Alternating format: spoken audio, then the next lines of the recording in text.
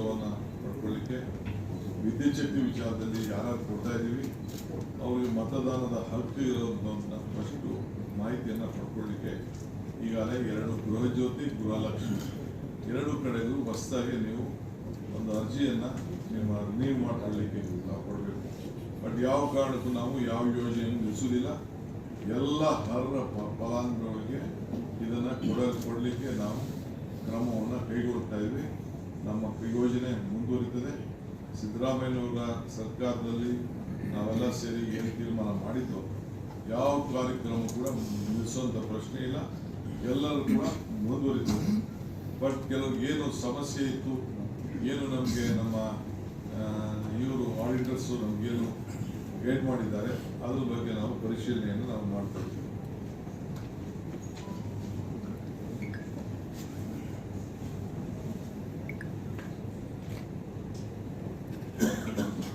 ಆಮೇಲೆ ನಮ್ಮ ಶಾಸಕರು ಇನ್ಶೂರೆನ್ಸ್ ರೈತರಿಗೆ ಭಾಳ ಫ್ರಾಡ್ ಆಗ್ತಾ ಇದೆ ಅಂತ ತಿಳಿಸಿದ್ದಾರೆ. ಅದನ್ನು ನಾನು ಬೆಂಗಳೂರಲ್ಲಿ ಒಂದು ಸಪ್ರೇಟಾಗಿ ಮೀಟಿಂಗ್ ಮಾಡಿ, ಏನು ಗುಲ್ಬರ್ಗ ಕಡೆ ಒಂದು ಮಾಹಿತಿ ನನಗೆ ಬಂದಿದೆ, ಇಲ್ಲೂ ಕೂಡ ನಾನು ನೆಕ್ಸ್ಟ್ ಬೆಂಗಳೂರಲ್ಲಿ ಇನ್ಶೂರೆನ್ಸ್ ಬಗ್ಗೆ ರೈತರಿಗೆ ಎಷ್ಟು ಹಣ ಕಟ್ತಾ ಇದ್ದಾರೆ, ಏನು ಅವ್ರಿಗೆ ಸಿಗ್ತಾ ಇದೆಯಾ ಇಲ್ಲ, ಏನು ಇರ್ತಾ ದಲ್ಲಾಳಿಗಳ ದಂಧೆ ನಡೀತಾ ಇದೆ ಅಂತ ಕೂಡ ನನ್ನ ಗಮನಕ್ಕೆ ಕೆಲವು ಶಾಸಕರೆಲ್ಲ ತಿಳಿಸಿದ್ದಾರೆ. ಅದ್ರ ಬಗ್ಗೆ ಕೂಡ ನಾನು ಬೆಂಗಳೂರಿನಲ್ಲಿ ಪ್ರತ್ಯೇಕ ಸಭೆ ಮಾಡ್ತೀನಿ. ಭಾಳ ಜನ ಶಾಸಕರು ಮೋಡ ಬಿತ್ತನೆ ಆಗಬೇಕು ಅಂತೇಳಿ ಮನವಿ ಮಾಡಿದ್ದಾರೆ. ಸುಮಾರು 10ಕ್ಕೂ ಹೆಚ್ಚು ಜನ ಶಾಸಕರು ನಾವೊಂದು ಪ್ರಯೋಗ ಮಾಡಬೇಕು, ಹಿಂದೆ ಆಗಿತ್ತು. ಮೊನ್ನೆ ಏನೋ ಶಾಸಕರೆಲ್ಲ ಸೇರಿ ಅವರು ಹಣ ಹಾಕ್ಕೊಂಡು ಪ್ರಯತ್ನ ಮಾಡಿದ್ದಾರೆ. ಸೊ ಅದು ಕೆಲವು ಯಶಸ್ವಿ ಆಗಿದೆ ಅಂತ ತಿಳಿಸಿದ್ದಾರೆ. ನಾನು ಅದ್ರ ಬಗ್ಗೆ ರಿಪೋರ್ಟ್ ತರಿಸ್ಕೊಳ್ತೇನೆ. ಬೆಂಗಳೂರಿನಲ್ಲಿ ಒಂದು ಸಪ್ರೇಟ್ ಮೀಟಿಂಗ್ ಮಾಡ್ತೇನೆ. ಮೀಟಿಂಗ್ ಮಾಡಿ ಅದ್ರ ಬಗ್ಗೆ ಒಂದು ನಾನು ಗಂಭೀರವಾದಂಥ ಒಂದು ತೀರ್ಮಾನವನ್ನು ತೆಗೆದುಕೊಳ್ತೇವೆ. ಇದರಲ್ಲೇ ನಮ್ಮ ಭೂ ದಾಖಲೆಗಳು, ನಮ್ಮ ರೆವಿನ್ಯೂ ಮಿನಿಸ್ಟರ್ ಅವರು ಒಂದು ವಿಶೇಷವಾದ ಹಿಂದೆ ಕೃಷ್ಣ ಬೈರೇಗೌಡರು ಅದನ್ನು ನಡೆಸ್ತಾ ಇದ್ರು. ಇದು ನಮ್ಮ ಸರ್ಕಾರಕ್ಕೆ ಬಹಳ ಪ್ರಿಯವಾದಂಥ ಪ್ರಾಜೆಕ್ಟ್. ಇಡೀ ದೇಶದಲ್ಲೇ ಮೊದಲನೇ ಬಾರಿಗೆ ಎಲ್ಲರ ಬದುಕಿನಲ್ಲಿ ಅವರ ಆಸ್ತಿಗಳಿಗೆ ದಾಖಲೆಗಳನ್ನು ಅವರ ಫೋಟೋ ಸಮೇತ GS ಮಾಡಿ, ಅವರ ಮಾಲೀಕತ್ವದಲ್ಲಿರುವಂಥ ಆಸ್ತಿಗಳಿಗೂ ಫೋಟೋ ತೆಗೆಸಿ ಅವ್ರಿಗೊಂದು ಸಪ್ರೇಟಾಗಿ ಒಂದು ಆಸ್ತಿ ದಾಖಲೆಯನ್ನು ಒದಗಿಸ್ಕೊಳ್ಳುವಂಥ ವಿಚಾರ, ಭೂಮಿ ಗ್ಯಾರಂಟಿ, ಅದನ್ನು ಕೂಡ ಇಡೀ ರಾಜ್ಯದ ಎಲ್ಲ ನಾಗರಿಕರಿಗೆ ರೆವಿನ್ಯೂಲಿ ಮತ್ತು ನಮ್ಮ ಖಾತಾ ಇದಲ್ಲದೆ ಈಗಾಗಲೇ ನಾನು ಘೋಷಣೆ ಮಾಡಿದಂತೆ ಎಲ್ಲರಿಗೂ ಕೂಡ ಯಾರು ಆಕ್ಯುಪೆನ್ಸಿ ಸರ್ಟಿಫಿಕೇಟ್ ಇಲ್ಲ, ಕನ್ವೆನ್ಷನಲ್ ಸರ್ಟಿಫಿಕೇಟ್ ಇಲ್ಲ, ವಿದ್ಯುತ್ ಶಕ್ತಿ ಇಲ್ಲ, ನೀರು ಕೊಡಬೇಕು ಅನ್ನೋ ದೃಷ್ಟಿಯಿಂದ 60-40ವರೆಗೂ 20% ಪ್ಲಸ್ಸು ಮೈನಸ್ಸು ಎಲ್ಲರೂ ಕೂಡ ಅವ್ರಿಗೆ ಅರ್ಜಿಯನ್ನು 15ನೇ ತಾರೀಕುವರೆಗೂ ಎಕ್ಸ್ಟೆಂಡ್ ಮಾಡಿದ್ದೀನಿ. ಅವರು ಫೋಟೋ ಸಮೇತ ಕೊಡಬೇಕು, ದಾಖಲೆಗಳನ್ನು ಕೊಡಬೇಕು. ಕ್ರಮಬದ್ಧವಾಗಿರೋರಿಗೆ ಕೆಲವರೆಲ್ಲರೂ ಕೂಡ 60-40ವರೆಗೂ ರೆಸಿಡೆನ್ಷಿಯಲ್ಗೆ ಅವಕಾಶವನ್ನು ಕೊಡಬೇಕು ಅಂತ ಈಗಾಗಲೇ ತೀರ್ಮಾನ ಮಾಡಿದ್ದೇವೆ. ಇದನ್ನು ಕೂಡ ನಾನು ಕಟ್ಟುನಿಟ್ಟಿನಿಂದ ನಮ್ಮೆಲ್ಲ ಅಧಿಕಾರಿಗಳಿಗೆ ನಾವು ತಿಳಿಸಿದ್ದೇವೆ.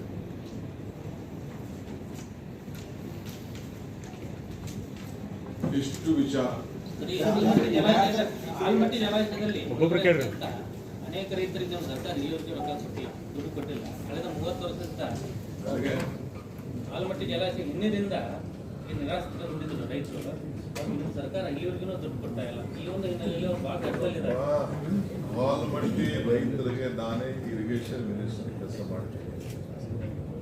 ಐತಿಹಾಸಿಕವಾದಂಥ ತೀರ್ಮಾನ ಇದೇ ಬೆಳಗಾವಿಯಲ್ಲಿ ತೆಗೆದುಕೊಂಡಿದ್ದಾರೆ. ಆ ಪ್ರಕಾರ ಅವ್ರಿಗೆಲ್ಲ ಕೂಡ ಹಣ ಬಿಡುಗಡೆ ಮಾಡಲಿಕ್ಕೆ ಕಾರ್ಯಕ್ರಮ ಕೈಗೊಂಡಿದ್ದಾರೆ.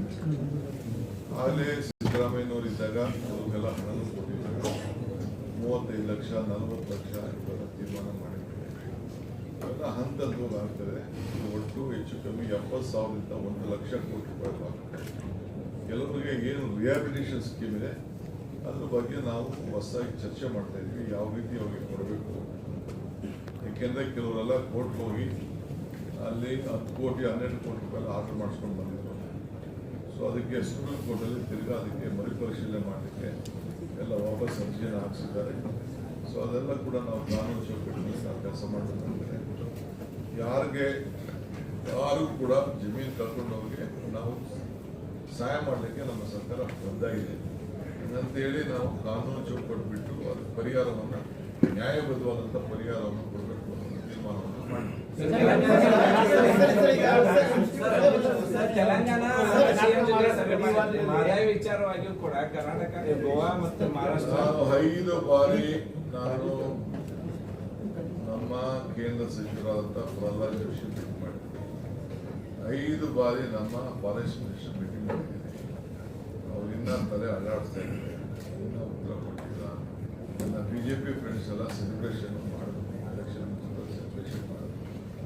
ಸಣ್ಣ ವಿಚಾರ ಈಗ ಒತ್ತಾಯ ಮಾಡ್ತಾ ಇದ್ದೀನಿ. ಮೊನ್ನೆ ಕೂಡ ನಾನು ದೆಹಲಿಯಲ್ಲಿ ನನಗೆ ಮಿನಿಸ್ಟರ್ ಸಿಕ್ಕಿದ್ರು, ಅವರು ಕೂಡ ಮನವಿ ಮಾಡ್ಕೊಂಡಿದ್ದೇನೆ. ನೋಡೋಣ, ನನ್ನ ಪ್ರಯತ್ನ ಸತತ ಈ ನೀರು ಸಮುದ್ರಕ್ಕೆ ಹೋಗಿದೆ. ಅದು ಗೊತ್ತಿದೆ ನನಗೆ. ಅದಕ್ಕೆ ನಾವು ಅದಿರ್ಬೋದು, ಕಾವೇರಿ ನಾವು ಅದ್ರ ಬಗ್ಗೆ ಖಂಡಿತ ನಮ್ಮ ಪ್ರಯಾರಿಟಿ ರೈತನ ಬದುಕು.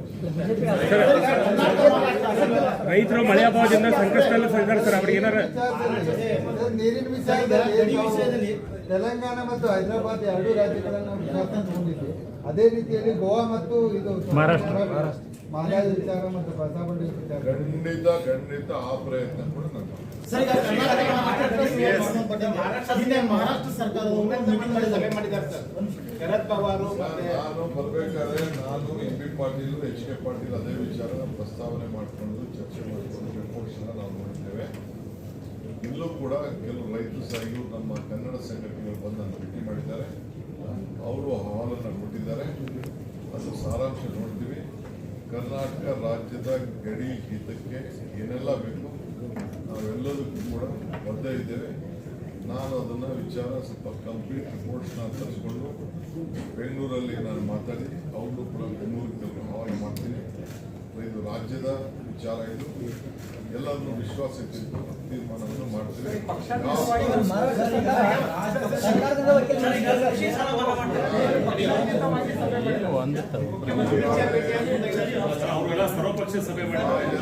ಜನ ವರದಿ ಬಂದಿದೆ, ಅದು ಏನು ಅನ್ನೋದು ಈಗಾಗಲೇ ನಮ್ಮ ಸರ್ಕಾರದ ಅಭಿಪ್ರಾಯ ಅಂತಿಮವಾದಂಥ ಅಭಿಪ್ರಾಯ ಈಗಾಗಲೇ ನಾವು ತಿಳಿಸಿದ್ದೇವೆ. ಈಗ ಸದ್ಯಕ್ಕೆ ಅವರು ಮೀಟಿಂಗ್ ಮಾಡಿರ್ಬೋದು. ಮೀಟಿಂಗ್ ಮಾಡಿದ ತಕ್ಷಣ ಏನೂ ಇಲ್ಲ, ಅದಕ್ಕೆ ಏನು ಕೋರ್ಟ್ ಕೇಸ್ ಇದೆ ಅದನ್ನೆಲ್ಲ ಗಮನಿಸ್ತೀವಿ. ನಮ್ಮ ರಾಜ್ಯದ ಹಿತವನ್ನು ನಾವು ಕಾಪಾಡ್ತೀವಿ. ಸರ್, ಇದರಲ್ಲಿ ಒಂದು ಇನ್ನೊಂದು ಭಾಗ ಇದೆ. ಬೆಳಗಾವಿ ಮಹಾನಗರ ಪಾಲಿಕೆಯಲ್ಲಿ ಕರ್ನಾಟಕದ ಭಾಗ ಅಂತ ಹೇಳಿ ಒಂದು ಠರಾವ್ ಮಾಡ್ಬೇಕಂತೇಳಿ ಕನ್ನಡ ಸಂಘಟನೆಗಳು 2 ತಿಂಗಳಿಂದ ಹೋರಾಟ ಮಾಡ್ತಾ ಇವೆ. DC ಅವರು ಸರ್ಕಾರಕ್ಕೊಂದು ವರದಿ ಕೊಟ್ಟಿದ್ದಾರೆ. ಇದು ಮಹಾಜನ ವರದಿ ಅಂತಿಮ, ಇದ್ರ ಬಗ್ಗೆ ಸರ್ಕಾರ ನಿರ್ಧಾರ ಮಾಡಿ ಇನ್ನೂವರೆಗೆ ಒಂದು ಠರಾವ್ ಪಾಸ್ ಆಗ್ತಾ ಇಲ್ಲ, ಇನ್ನೂ ಆಗ್ತಾ ಇಲ್ಲ ಮಹಾನಗರ ಪಾಲಿಕೆ. ಈ ಹಿನ್ನೆಲೆ ಚರ್ಚೆ ಮಾಡ್ತೀನಿ ನಾನು.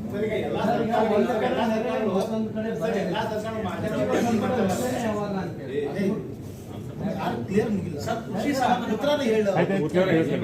ರೈತರದ್ದು ಕೃಷಿ ಸಾಲ ಮನ್ನಾ ಮಾಡ್ತಾರೆ. ಕೃಷಿ ಸಾಲ ಈಗ ಉತ್ತರ ಕರ್ನಾಟಕದ ಜನ ನಿಮ್ಮ ಬಗ್ಗೆ ಬಹಳ ನಿರೀಕ್ಷೆ ಇಟ್ಕೊಂಡಿದ್ದಾರೆ. ನೀವು ಸಾಕ್ಷಿ ಗುಡ್ಡೆ ಬಗ್ಗೆ ಬಹಳ ಮಾತಾಡ್ತೀರಿ, ಬಟ್ ಉತ್ತರ ಕರ್ನಾಟಕದ ಜನ ನಿಮ್ಮ ಏನ್ ಸಾಕ್ಷಿ ಗುಡ್ಡೆ ಮಾಡ್ತೀರಿ ಬಂದು ಹೇಳಿ ಈ ತೀರ್ಮಾನ ತೆಗೆದುಕೊಂಡ್ರೆ ಅವ್ರು ಸಾಕ್ಷಿ ಗುಡ್ಡೆ ಅಂತ. ಸರ್, ಬೆಳಗಾವಿಗೆ ದೊಡ್ಡ ಕೈಗಾರಿಕೆಗಳು ಬರ್ಬೇಕಂತ ಹೇಳಿ ಬಹಳ ದಿವಸದಿಂದ ಆಸೆ ಇದೆ ಸರ್. ದೇವರಾಜ ಅರಸರು ಇದ್ದಾಗ ಇಂಡಾಲ್ಕೋ ಕೊಟ್ಟಿದ್ವು. ಆಮೇಲೆ ಬಿಯಾಂಡ್ ಬೆಂಗಳೂರು ಅಂದ್ರೂ ಅದು ತುಮಕೂರು ದಾಟಿ ಕಡೆ ಬರ್ತಾನೆ ಇಲ್ಲ. ಇಲ್ಲಿ ಅಟ್ರಾಕ್ಟಿವ್ ಪಾಲಿಸಿ ಆಗಬೇಕು. ಗಡಿ ಭಾಗದಲ್ಲಿ ಕೂಡ ಕೈಗಾರಿಕೆ ಮಾಡಿ ಒಂದು ಹೊಸ ಪಾಲಿಸಿಯನ್ನ ಮುಖ್ಯಮಂತ್ರಿಗಳು ಹೇಳಿದಾರ. 100 days ಪ್ರೋಗ್ರಾಮ್ ನಲ್ಲಿ ಇಂಡಸ್ಟ್ರಿಯಲಿ ಬ್ಯಾಕ್ವರ್ಡ್ ಡಿಸ್ಟ್ರಿಕ್ಟ್ಸ್ ಅಂತ ಹೇಳಿ ಮುಖ್ಯಮಂತ್ರಿಗಳು ಈಗ ಅನೌನ್ಸ್ ಮಾಡ್ತಾ ಇದ್ದಾರೆ.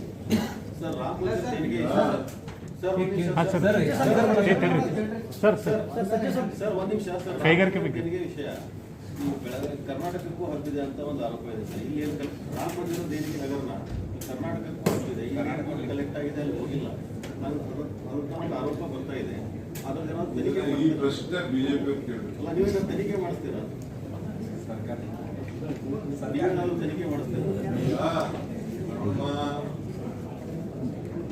ಇಂಡಿಯಾ ಗ್ರೂಪ್, ಇಂಡಿಯಾ ಒಕ್ಕೂಟದ ಒಬ್ಬ ಮಾಜಿ ಮುಖ್ಯಮಂತ್ರಿಗಳು ಇದನ್ನ ನೇರವಾಗಿ ಆರೋಪ ಮಾಡಿದ್ದಾರೆ. ಮಲ್ಲಿಕಾರ್ಜುನ ಖರ್ಗೆ ಸಾಹೇಬರು ಕೂಡ ಇದ್ರ ಬಗ್ಗೆ ಪ್ರಸ್ತಾವನೆ ಮಾಡಿದ್ದಾರೆ. ನಾವು ಕೂಡ ಈಗಾಗಲೇ ನಾನು ಇವತ್ತು ಎಲ್ಲ ವಸ್ತು ನಮ್ಮನೆ ಸರಿ ಮಾಡ್ತೀನಿ, ನಮ್ಮಲ್ಲೂ ಹುಷಾರಾಗಿರ್ಬೇಕು ಅಂತೇಳಿ ಎಲ್ಲ ಮುಜರಾಯಿ ಮಾರ್ಗದರ್ಶನ ಮಾಡಿದ್ದೇನೆ. ಅದನ್ನು ಏನು ತಿಳಿಸಿದ್ದಾರೆ ಅದ್ರ ಬಗ್ಗೆ ವರದಿ ತರಿಸ್ಕೊಂಡು ಮಾತಾಡ್ತೀನಿ. ಸರ್, ಬೆಳಗಾವಿ ಜಿಲ್ಲಾ ವಿಭಜನೆ ಮಾಡಬೇಕಂತ ಬಹಳ